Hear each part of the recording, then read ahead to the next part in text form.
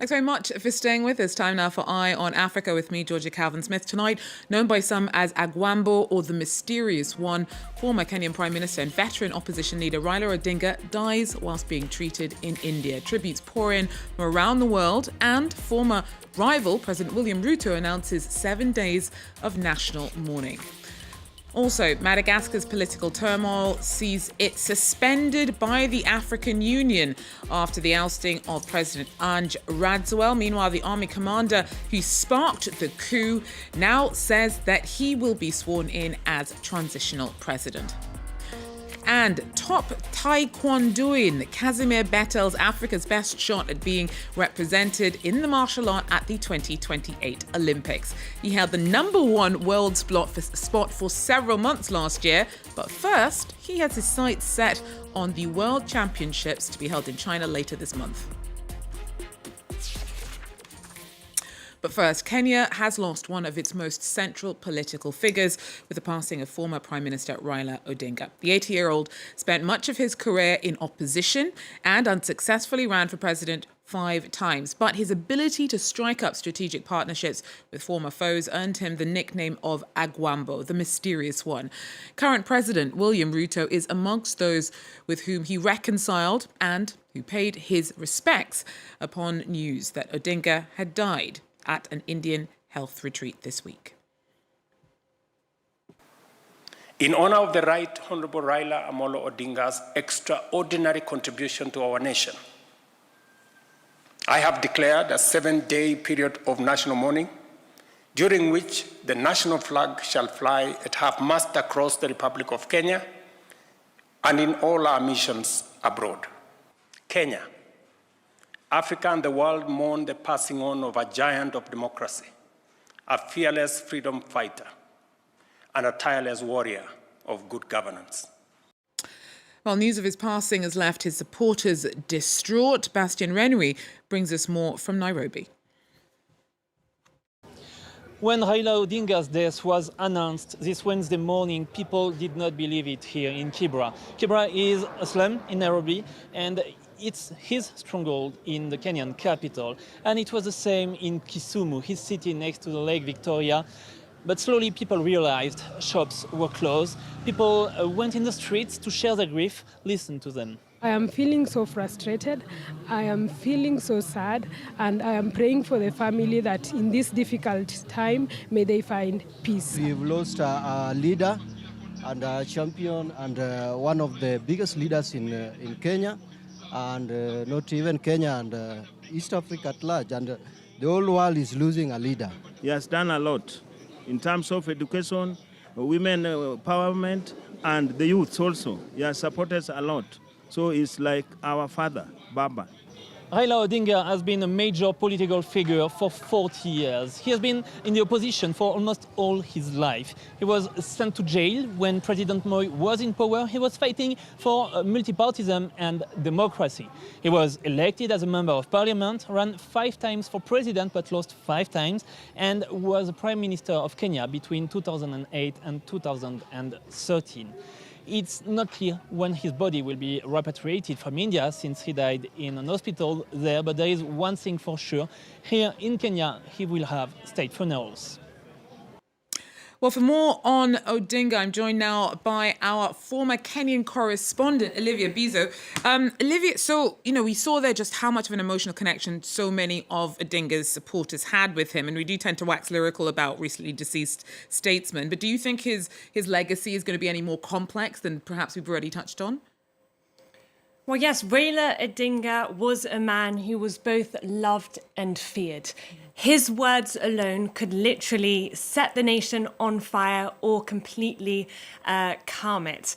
And for over 4 decades, he's played a key role in the political scene, and that is something that no one can deny. Currently, the country is in mourning. People across the country are paying their respect on the streets and on social media, mourning a man who played a key role in ushering multi-party democracy in 1991, and then played a key role in putting in place the progressive constitution in 2010. Let's take a little listen to what he had to say back in 2010. I want to say that you, the people of Kenya, have delivered this constitution. Your constitution has set us free. God bless you and God bless Kenya. What's interesting is that when I was in Kenya, I definitely noticed that different people had different views on Raila Odinga, dependent on their age. Now, the older generations often saw him as a symbol of resistance, of struggle. They saw him as someone who had been in prison for years under the Moi regime, who had been tortured, and who became a symbol of the fight for democracy. For the younger generations, especially those born after 2000, the Gen Z generation, they often saw him slightly differently. They saw him as part of the establishment, and they were especially frustrated or felt let down by him after he signed a deal and famously shook hands with President William Ruto earlier this year in March. And because they had for so long seen him as a member of the opposition, and now they saw him as becoming part of the establishment that they were fighting against. Actually, Liv, it's really interesting that you raise that because so back in 2016, before the last time that Odinga ran for the presidency, I actually interviewed him here on the show, and I asked him, didn't he think after 4 tries that it might be time to hand over to somebody else? And he made it clear they actually felt that he kind of didn't have a choice, that it was more of a responsibility. So before we move on, just if we could just hear from Odinga during that interview. And I've always said that I don't want to impose myself on the people. I will only run if the people want me to run. And that's why we say that we're going to find a way of nominating the called flag bearer without any much acrimony. But what is happening there is an exercise in democracy, that somebody has got a right to show that he is also interested. I think it's really interesting hearing that. He was in power for over 4 decades, and he almost became part of Kenyan identity. Earlier today, I actually spoke to a Kenyan friend who told me that he both hated and loved Raila Odinga, but he couldn't help feeling today like Kenya had lost a part of itself. And I think that's how a lot of Kenyans are feeling today, like they've lost a part of their identity, their Baba father, which is how a lot of his supporters refer to him as. So with such a shake-up to the political landscape with the passing of Odinga, what do you think comes next? Well, I think that's a big question. I think it's difficult to see any obvious successor, and there's no one who can properly fill his shoes. It's definitely a big loss for President William Ruto. In March, both men signed an agreement under which members of Raila Odinga's Orange Democratic Movement Party joined key roles in the government as part of what they called a broad-based government. And Ruto had been banking on Odinga's voter base in order to increase his chances of getting re-elected in 2027. So it's definitely a huge loss for the president. But it seems that Ruto has also been anticipating this moment. There had been rumours in recent months about Raila Odinga's health. So he had been sort of preparing the ground and reaching out to new allies, including Gideon Moi, for example. Another big question is the future of the Orange Democratic Party. Now, this party has been almost built and structured around Raila Odinga. It's one of Kenya's oldest parties. It's been around for almost 20 years. It will be celebrating its 20-year anniversary next month. So there are some big questions there. There have been divisions within the party recently, especially in March when that deal was signed. So Odinga's passing leaves a profound void, not just in the opposition, but also in Kenya's political identity as a whole. Thank you so much, Liv, for talking us through not only the impact of Odinga the man, but also his effect on the entire Kenyan political landscape. Well, to Madagascar now, where political turmoil saw it suspended by the African Union on Wednesday after the ousting of President Ange Rajoelina that came amidst weeks of protests and his surprise impeachment earlier this week. Now, the army commander who sparked the military takeover now says that he will be sworn in as transitional president. Now, Laurent Berstecker talks us through. A return to calm following weeks of unrest. Military personnel patrolled the streets of Antananarivo a day after Madagascar's president was toppled by the army. Speaking to journalists in his barracks, the country's new strongman, Colonel Michael Ranjaniri, said he would take on the vacant position of head of state and was expected to be sworn in the coming days. We had to take responsibility because there's nothing left in this country. No president, no head of the Senate, no government. According to the ruling issued by the High Constitutional Court, I'm taking the position of president. Immediately after seizing power on Tuesday, Ranjaniri announced the dissolution of all of the country's institutions, with the exception of the National Assembly. He also vowed to draft a new constitution and to quickly appoint a prime minister tasked with forming a civilian government, without giving a precise time frame. The military power grab was largely welcomed in the capital, where protesters had for weeks been calling on President Ange Radzoel to step down.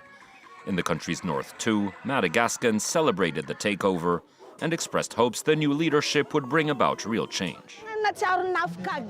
It feels like we've just been released from prison. I'm truly relieved that the president is no longer in power. But this is also a message to his successor. Learn from this and don't make the same mistakes.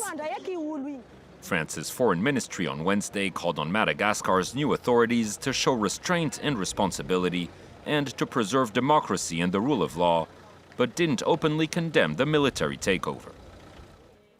Well, Casimir Bettel is one of Africa's best Taekwondoing, and the Chadian athlete held the #1 world ranking for several months last year, meaning that he's now gearing up to compete in the World Championships in China later this month, and his supporters fancy his chances rather well. Our team report.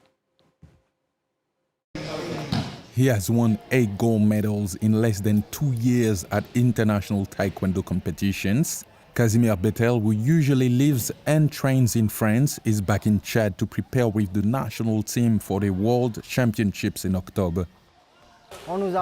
They teach us to control not only our own movements, but also our opponents, and to know exactly where to strike to score points on competition day. Those are essential techniques. That's how we usually prepare for competitions.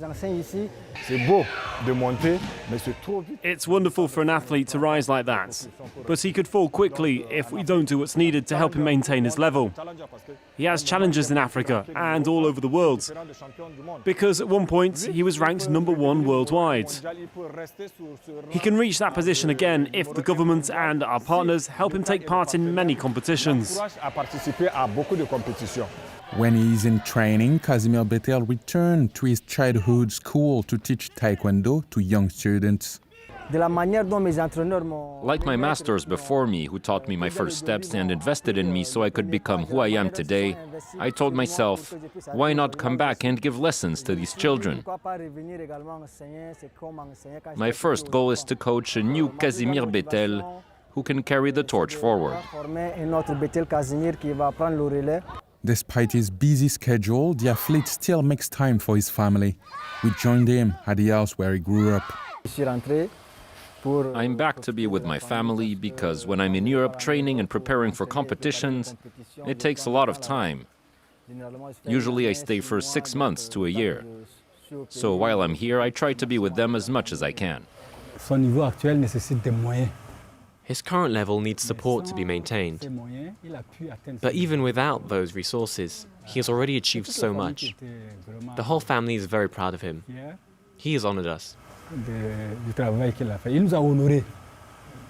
Casimir Bettel is still seeking new sponsors ahead of the World Championships, which will take place in Wuxi, China on October 24. So cool. Looking good, Bettel. That is, though, all we have time for Eye on Africa. Thanks for joining us, and do so again if you can. Till then, take care.